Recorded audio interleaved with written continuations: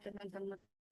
Semoga teman-teman di sini udah pada bangun ya, karena mentoring dan coaching ini kita menyediakan buat teman-teman yang untuk mempersiapkan UTS nanti gitu, UTS genap di minggu depan gitu. Nah, untuk mentoring sekarang itu berbeda dengan tahun kemarin. Biasanya periode sebelumnya tuh kita lakuin sehari atau 2 hari sebelum pelaksanaan UTS. Nah, sekarang kita coba 1 minggu sebelum UTS karena dirasa kalau misalnya pelaksanaannya mepet, terlalu mepet dengan jadwal UTS, persiapannya kurang maksimal. Nah, mungkin maka dari itu teman-teman yang udah join boleh nih ajakin lagi buat teman-teman yang lainnya buat join ke Zoom ini karena proses ataupun pelaksanaan dari mentoring dan coaching bakal segera dimulai. Nah, teman-teman untuk mata kuliah pertama nantinya bakal ada mata kuliah pengantar akuntansi 2. Mungkin teman-teman sebelum kita mulai, aku pengen ngekin lagi buat teman-teman yang udah join buat ajakin teman-teman angkatan 2025 ya berarti semester 2 agar mentoring dan coaching ini bisa dipahami gitu oleh seluruh angkatan terkhusus semester 2 ini gitu. Mungkin untuk selanjutnya nanti aku akan serahkan langsung ke mentor dari mata kuliah pengantar akuntansi 2. Mungkin boleh silakan Teh. Sebelumnya suara aku udah kedengeran belum?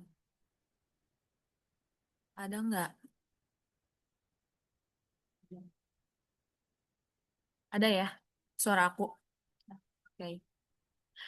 Eh, Gimana teman-teman kabarnya? Semoga baik ya, puasanya lancar juga.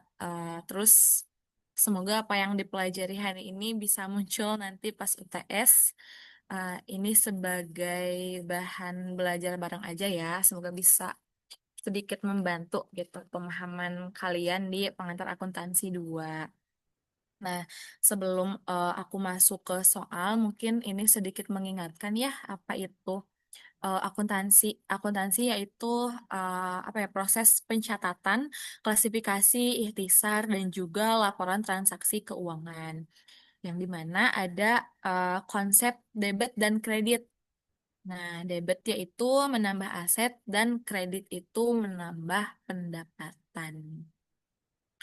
Mungkin langsung masuk aja ya ke soalnya. Pertama, ada soal teori, yaitu apa pengertian dari kas dan mengapa kas begitu penting. Jelaskan. Yang pertama itu apa pengertian dari kas?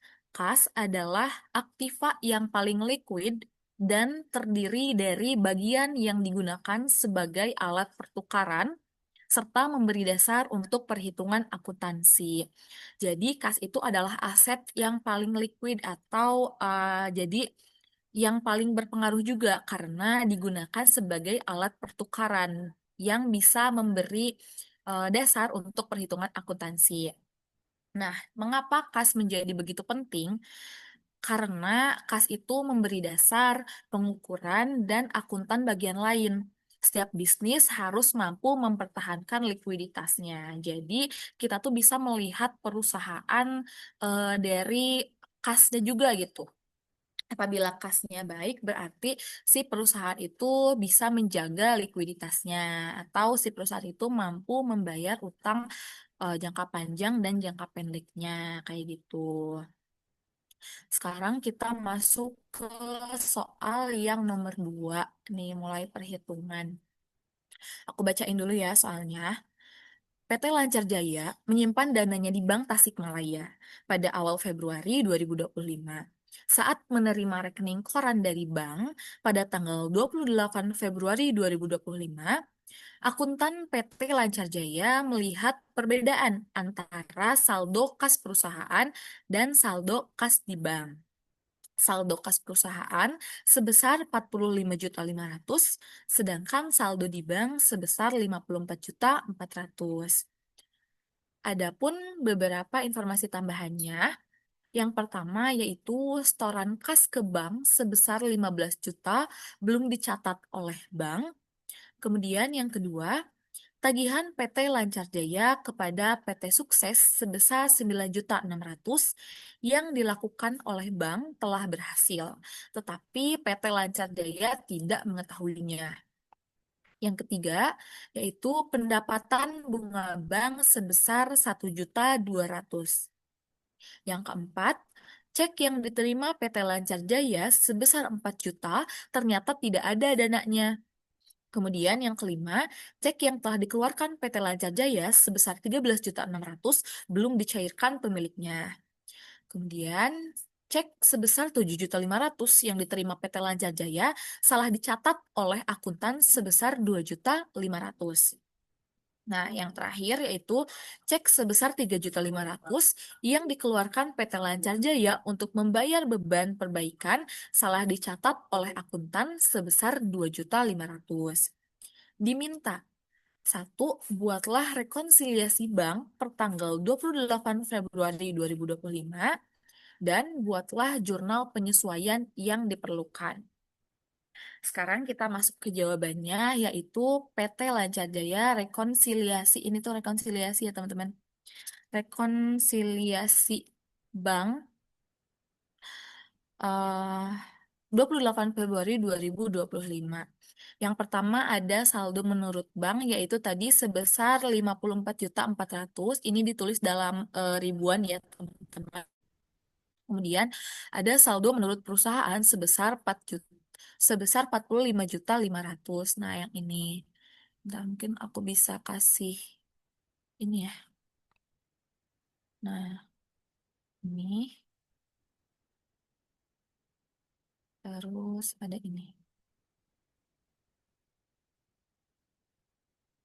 Oke, sekarang kita masuk ke informasi tambahan yang pertama. Setoran kas ke bank sebesar 15.500.000 belum dicatat oleh bank. Itu masuk ke penambahan saldo menurut bank di poin setoran kas. Karena kasnya itu udah masuk gitu ke si saldo bank tetapi belum dicatat. Jadi ini masuk ke penambahan saldo menurut bank di setoran kas sebesar 15.500.000. Kemudian yang kedua ada tagihan PT Lancar Jaya kepada PT Sukses sebesar 9.600.000 yang dilakukan bank telah berhasil, tetapi PT Lancar Jaya tidak mengetahuinya. Ini karena ada kata tagihan, tagihan PT Lancar Jaya kepada PT Sukses. Berarti si PT Sukses ini mempunyai utang ke PT Lancar Jaya. Nah, ini masuknya ke penambahan saldo menurut perusahaan, yaitu poin piutang. Jadi ada poin piutang sebesar 9.600.000 di saldo menurut perusahaan, di penambahan saldo menurut perusahaan ya, karena si tagihannya itu oleh bank telah berhasil dilakukan tetapi si PT Lancar Jayanya belum mengetahuinya, jadi belum dicatat gitu ya oleh si akuntannya. Kemudian yang ketiga ada pendapatan bunga bank sebesar 1.200.000. Ini masuknya ke penambahan saldo menurut perusahaan pada poin pendapatan bunga bank karena ini memang saldo yang bertambah, yang didapatkan dari bunga bank gitu, dari uang yang kita simpan di bank. Jadi masuknya ke penambahan saldo menurut perusahaan sebesar 1.200.000. Kemudian ada cek yang diterima PT Lancar Jaya sebesar 4 juta ternyata tidak ada dananya.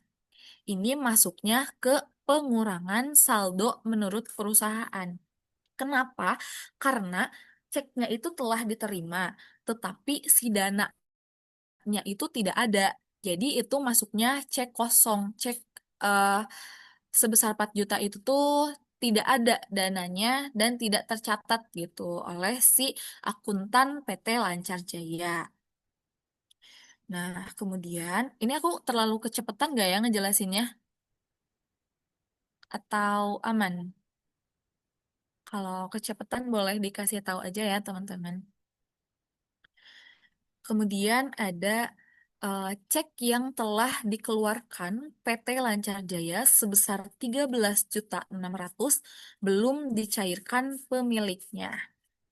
Ini masuknya ke pengurangan saldo menurut bank. Kenapa? Karena cek ini tuh telah dikeluarkan oleh PT Lancar Jaya yang otomatis saldo di perusahaan itu telah berkurang gitu karena PT Lancar Jaya telah mengeluarkan cek tersebut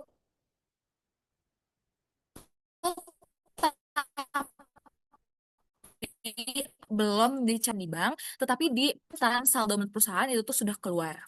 Nah, ini masuknya ke pengurangan outstanding check di saldo menurut bank karena dananya itu masih tersimpan sebesar 13.600.000.